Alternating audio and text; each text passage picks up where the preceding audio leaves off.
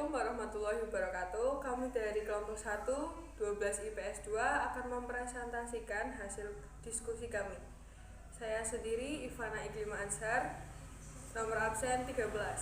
Saya Nasifah Medina Silva, nomor absen 21. Saya Alfiana Putri Puspitasari, nomor absen 5. Saya Tiara Sifandiyani, absen 30. Saya Andi Mutiara Hikmah, absen 6. Saya Lydia Rahma Yunika, absen 17. Saya Adel Nufasarani, absen 2. Saya Suci Dasari, absen 28.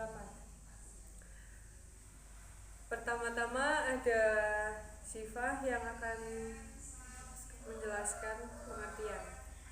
Pengertian penyakit menular seksual. Penyakit menular seksual adalah penyakit yang menyerang manusia dan binatang melalui transmisi hubungan seksual, seks oral, dan seks anal. Tapi beberapa penyakit menular seksual juga bisa ditularkan melalui ibu kepada anak melalui kehamilan dan persalinan, serta melalui transfusi darah atau pemakaian jarum suntik bersama. Selanjutnya ada Alfiana. Sejarah. Dulu penyakit ini dikenal dengan nama venereal disease, berarti penyakit Dewi Cinta menurut versi Yunani.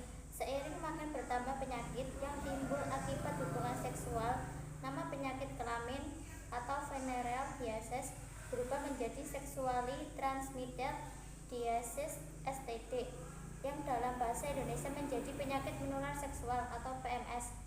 Selanjutnya ada Tiara Siva.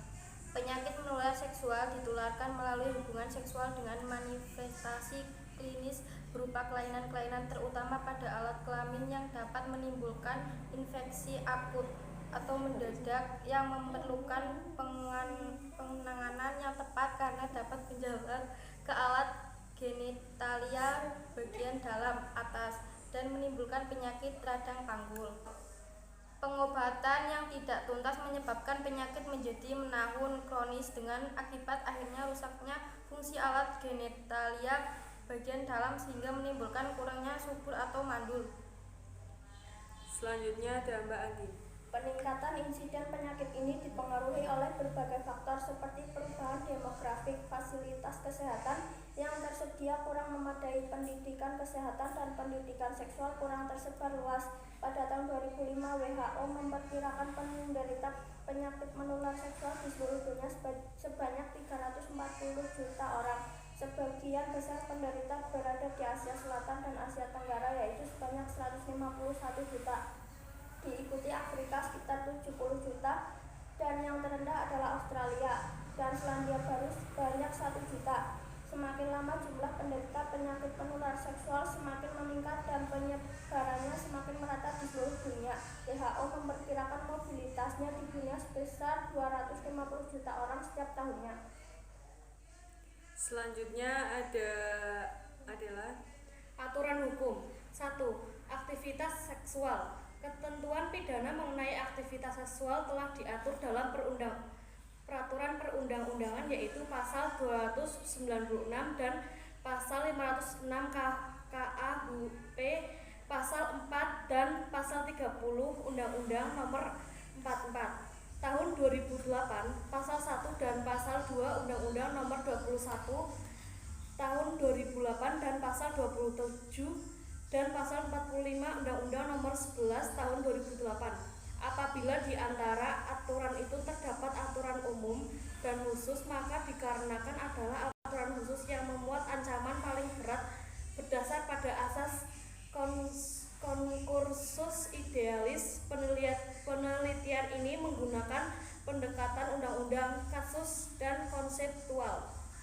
Selanjutnya ada Lydia. 2.